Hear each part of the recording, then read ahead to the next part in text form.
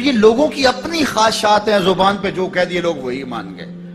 میں نے دیکھا ہے کہ بعض اوقات لوگ 1 گھنٹے کی تقریر سننے کے بعد بھی پھر بھی کہتے ہیں نہیں اصل ہمارے خاندان میں وہ واقعی منحوس ہے، فرق تو پڑتا ہے۔ جب اللہ کے محبوب نے کہہ دیا لا تجارہ، کوئی منحوس نہیں ہے، نہ دنوں میں منحوس، نہ ساعتوں میں منحوس، نہ افراد میں منحوس، ہمارے الو بھی منحوس نہیں ہے۔ تمہارے اندر کی برائیاں ہیں جو مجسم ہو کے تمہارے سامنے آتی ہیں، اس لیے کوئی منحوس نہیں۔ ہمارے والدین نے بچپن میں ہی ہمیں یہ باتیں اچھی طرح سے ازبر کروائیں اور ہماری تربیت اس طرح کی کہ ہم الحمدللہ کبھی بھی ذوف الاعتقادی کا شکار نہیں ہوئے۔ تو آپ بھی اپنی اولادوں کی ابھی سے ایسی تربیت کریں کہ ان کا توکل اللہ پر ہو، ان کا توکل اللہ کی بابرکت ذات پہ ہو اور وہ اسی پہ بھروسہ کرنے والے ہوں۔ جب اس پہ بھروسہ کرنے والے ہوں گے تو زندگی سوکھی گزرے گی، کبھی مشکل آ بھی جائے گی تو پریشانی نہیں ہوگی کہ دیکھیے کبھی خنداں کبھی گریاں، کبھی اللہ کچھ عطا کرتا ہے کبھی کچھ عطا کرتا ہے۔ وہ محمود غزنوی کو بوڑھے لوگ محبوب تھے لیکن سب سے زیادہ محبوب ایاز تھا، تو ایک دن اس نے اس کو خربوزہ دیا تو وہ چٹخارے لے کے کھا رہا تھا۔ بادشاہ نے چکھا تو وہ کڑوا تھا، کہا ایاز یہ تو کڑوا ہے، تو کہا کہ حضرت ہاں کڑوا ہے، تو کہا پھر تم مزے سے کھا رہے ہو، کہا ساری زندگی ساتھ سے میٹھی نعمتیں کھائی ہیں، آج ایک کڑوا مل گیا تو پھینک دوں۔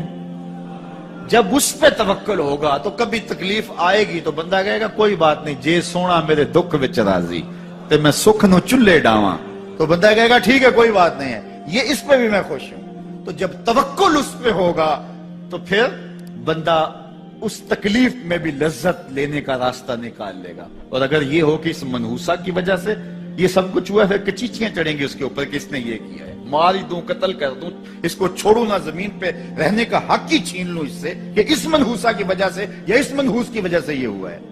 کوئی کسی کی وجہ سے نہیں ہوتا، یہ ہماری اپنی بدعمالیوں کی سزا ہے۔ اگر کوئی ہمیں نقصان در نقصان ہو رہا ہے تو توبہ کریں۔ 70,000 لوگ ایسے ہیں جو بغیر حساب جنت میں جائیں، ان کا کوئی حساب نہیں ہوگا۔ اللہ اپنے کرم سے انہیں یوں ہی جنت عطا فرمائے۔ صحابہ نے عرض کی یا رسول اللہ صلی اللہ علیہ وسلم وہ کون ہیں؟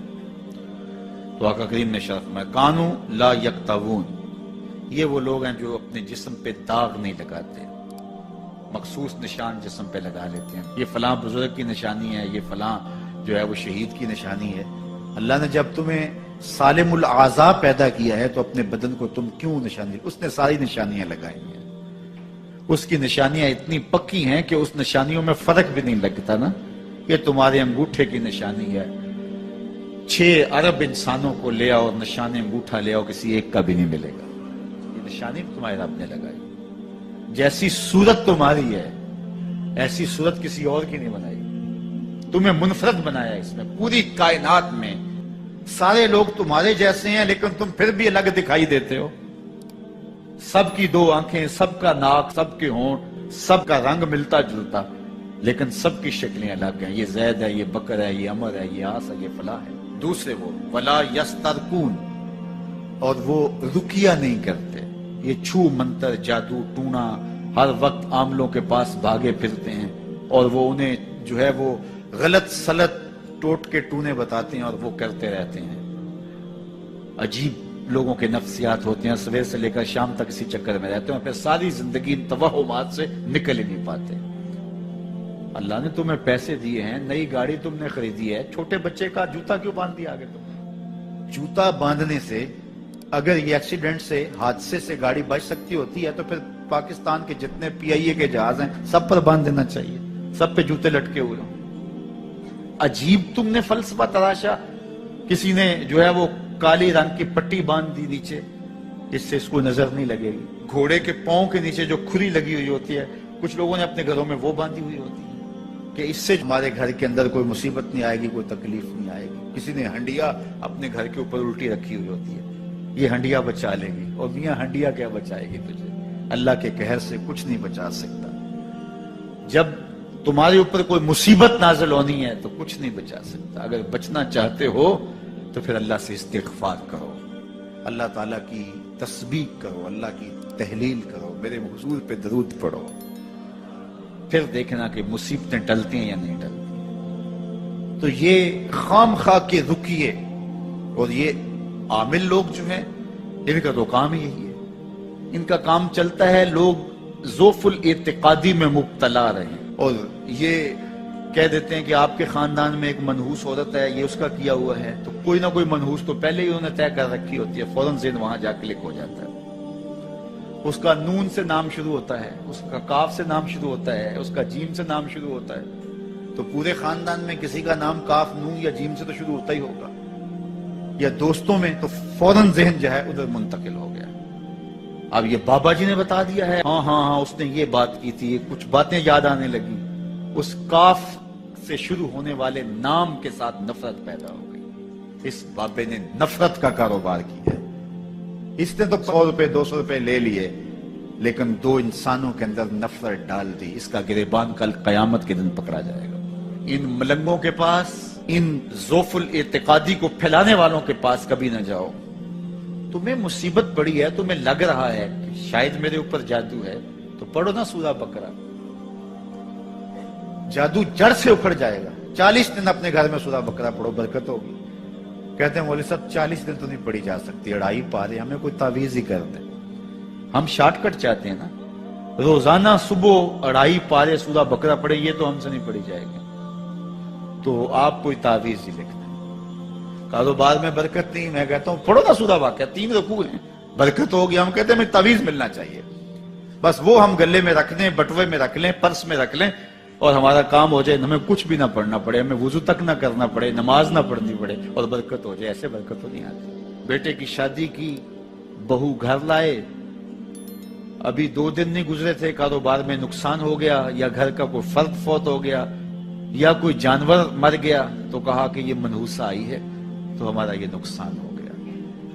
اگر وہ نہ آئی ہوتی تو پھر یہ نقصان نہ ہوتا, پھر تم قیامت تک جینا تھا, یا اس سے قبل تمہارے کبھی نقصان نہیں ہوئے. تمہارے گھر کے اندر بیٹیاں موجود ہیں, یہ بھی کل کسی کی بہو بنیں گے, اور ان کا بھی کوئی نقصان ہو سکتا ہے, اور یہ بھی منحوسہ قرار دی جا سکتی ہے. پھر تانو تشنی کے تیر جو ہے وہ اس کے اوپر لگائے جانے لگے.